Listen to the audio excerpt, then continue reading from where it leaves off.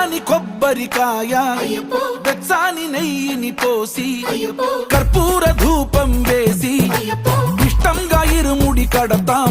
నువ్వు ఎత్తుకుంటే చాలు ఎన్ని పూనకాలు కంఠమెత్తి పాడుకోగా కన్యస్వామి కదిలిరాగా ఇరుముడి కట్టు కట్టు కట్టు కట్టు కట్టు ఇరుముడి కట్టు ఎక్కు ఎక్కు ఎక్కు ఎక్కు సారి మల్ల ఎక్కు.